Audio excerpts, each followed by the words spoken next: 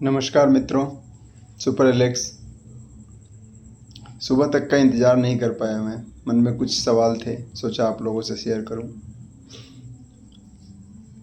सवाल तो बहुत सारे हैं, लेकिन जैसे आज के परिवेश में जब हम डायरेक्ट मार्केटिंग को लेके मार्केट में जाते हैं, बहुत सारे लोगों का एक मत होता है कि ये काम अच्छा नहीं है, इसमें सफलता कोसों दूर रहती है।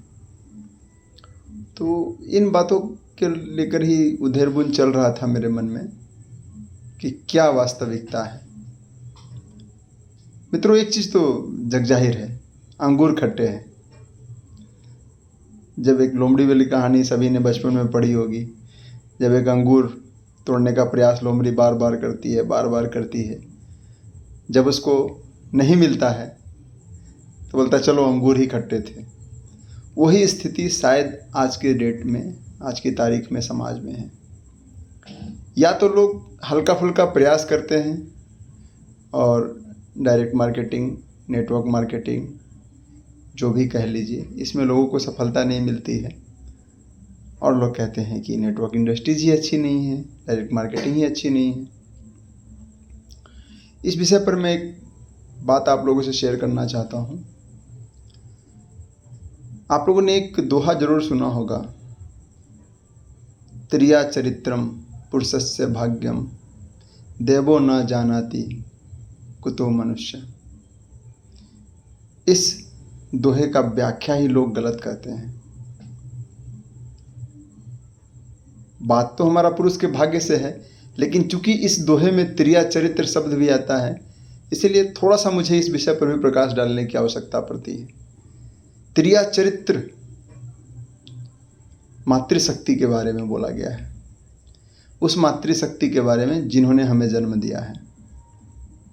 बहुत बृहद अर्थ है मित्रों, इसका बहुत बृहद अर्थ है। त्रिया चरित्र का यहाँ पे मतलब है मातृशक्ति की जो सोचने की शक्ति है, उनकी विपरीत परिस्थितियों में जो निर्णय लेने की क्षमता है, जो उनमें त्याग और समर्पण की भावना है, ये ईश्वर भी नहीं जानता है। लोग इसकी गलत व्याख्या करते हैं, इसलिए मैं इतना ही बताने का प्रयास किया आपको।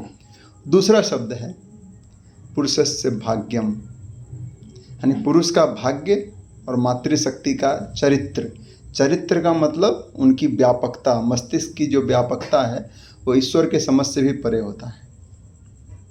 अब बात पुरुष के भाग्य की करते हैं, तो भाग्य कैसे बदलता है? भाग्य आसानी से नहीं बदलता मित्रों, भाग्य लिखना पड़ता है। इतिहास भी गवाह है इन बातों का। आपको मैं अपनी ही कहानी सुनाऊंगा, किसी दूसरे की कहानी सुनाऊंगा नहीं। मैं अजय सिंह चौहान, धनबाद झारखंड से हूँ और एलेक्स को बहुत अच्छी तरीके से कर रहा हूँ और काफ़ी संतुष्ट हूँ। मैं भले ही बहुत बड़ा पे आउट नहीं ले पाता हूँ, अलग बात है, शूटिंग स्टार हूँ। एवरेज कमाई 40-50 हज़ार रुपये के आसपास मेरी आती है और मैं संतुष्ट हूँ, क्योंकि मैं जितना काम कर पाता हूँ उसके मुकाबले में मेरी कमाई बहुत अच्छी है। और असंतुष्ट भी हूँ, क्योंकि मुझे अभी बहुत आगे जाना है। तो बात अगर पुरुष के भाग्य की कर रहे थे, उसके बारे में मैं सिर्फ एक बात कहना चाहता हूँ कि जिन दिनों मैं बहुत स्ट्रगल करता था, उस वक्त मेरे पास मोटरसाइकिल भी नहीं हुआ करता था, बहुत मुश्किल से अपने काम चलाता था। उसी वक्त मेरे एक मित्र मिस्टर राजकुमार मंडल, अगर इस वीडियो को देखेंगे तो उनको याद आएगा, धनबाद के जाने माने एक एस्ट्रोलॉजर के पास मुझे लेकर गए थे। शमशान रोड में रहते हैं, AK भट्टाचार्य जी उनका शायद नाम है। जैसी मल्लिक में भी उनका ऑफिस है। हाथ धोकर, हाथों पे पाउडर डालकर हाथ देखते हैं। उन्होंने मेरा हाथ देखकर वर्षों पूर्व कहा था कि आपको नौकरी करनी चाहिए, बिजनेस नहीं करनी चाहिए, बिजनेस में आपको सफलता नहीं मिलेगी। मैंने उनसे पूछा था मतलब? बोला आपके हिस्से में 10% लिखा हुआ है। मैंने कहा मतलब? मित्रों, मैं बहुत पढ़ा लिखा नहीं हूँ नेचुरली। बाद में मैंने ग्रेजुएशन किया है पब्लिक एडमिनिस्ट्रेशन से, टोटल क्वालिटी मैनेजमेंट कोर्स भी किया है, लेकिन अपनी ज़रूरत के हिसाब से पढ़ाई करी है। रेगुलर स्टूडेंट में मैं मात्र मैट्रिक पास आदमी हूँ, तो बहुत सारी बातें मेरे को समझ में नहीं आती। तो जब उन्होंने मुझसे ये बात कही कि 10% आपको मिलेगा, तो मेरे समझ में नहीं आई थी। मैंने उनसे पूछा कि क्या कहना चाहते हैं आप। तो उन्होंने मुझसे कहा था कि आप अगर 100 रुपये कमाने का सोचेंगे तो आपको 10 रुपये ही मिलेगा, इसीलिए आपको नौकरी करनी चाहिए कि एक अगर निश्चित आय की नौकरी आप प्राप्त कर लोगे तो वो आय आपको हमेशा प्राप्त होता रहेगा, लेकिन बिजनेस में आपको मनमाफिक सफलता कभी नहीं मिलेगी। मित्रों, उस दोहे की बात को ही आपको कहना चाहता हूँ कि अगर उस दिन उस पंडित जी की बात को मैं मान लेता और नौकरी में लगा रहता तो आज जो भी मेरे पास है मैं इस मुकाम को कभी हासिल नहीं कर सकता था। उस दिन जब पंडित जी ने मुझसे कहा कि आपके हिस्से में 10% है तो मैं नकारात्मक नहीं हुआ। उस दिन मैंने सोचा कि चलो कोई बात नहीं, क्यों ना अपनी सोच को बड़ा कर लिया जाए। 10% तो मेरे हिस्से में है ना, भगवान ने मेरे किस्मत में 10% तो लिखा है ना, तो मैं 10% का कई गुना गुणात्मक सोच को अगर बड़ा कर दूं तो 10% मिलेगा। और मैंने वही किया मित्रों। मैं संतुष्ट नहीं हुआ, प्रयास करता रहा। हम एक और दोहा पढ़ते हैं, चरे वेती, यही तो मंत्र है अपना, नहीं रुकना नहीं थकना, सतत चलना। मैं चलता रहा। आज धनबाद में 10 कट्ठे में अपना मकान है मेरा, वर्ना फ्लोडिक कार मेंटेन करता हूँ और धीरे धीरे आगे बढ़ रहा हूँ।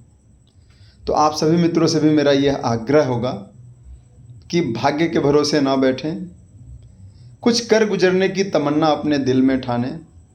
सफलता आपका इंतज़ार कर रही है, कोई रोक नहीं सकता, निश्चित है ये, लेकिन आपको उसके लिए प्रयास करना पड़ेगा। हमेशा एक बात को याद रखें कि आपको जब कुछ अलग करना है तो प्रयास भी कुछ अलग ही करना पड़ेगा, तभी आपको कुछ अलग मिलेगा। किसी ज़माने में मैं बिजली मिस्त्री था, घर घर घूम के बिजली मिस्त्री का काम करता था। मैं हूँ बहुत बड़े घराने से, मैं सुनता आया हूँ कि हमारे दरवाजे पे हाथी भी हुआ करता था। आज भी मेरे घर में, हमारे रिश्ते में, हमारे दादा वगैरह बहुत बड़े आदमी हैं, बहुत बड़ी बड़ी प्रॉपर्टी है उनकी, लेकिन मैंने जब होश संभाला तो 0 पर था। लेकिन आज ईश्वर की कृपा से मैं शून्य पर नहीं हूँ, तो उसके पीछे ईश्वर का आशीर्वाद है। और ईश्वर ने तो शास्त्र में ही लिख दिया है कि आपका जो मनुष्य है इसका भाग्य वो भी नहीं जानते हैं। फिर आप भाग्य के भरोसे बैठकर कभी ना रहें, क्योंकि आपका भाग्य जब भगवान नहीं जानता तो दूसरा कोई कैसे जानेगा। इसलिए अपने भाग्य के ऊपर जो धूल जमे हुए हैं उनको झाड़ो और कुछ नया करने को अग्रसर हो जाओ। आपकी मंजिल आपका इंतजार कर रही है मित्रों। सुपर एलेक्स, शुभ रात्रि, धन्यवाद।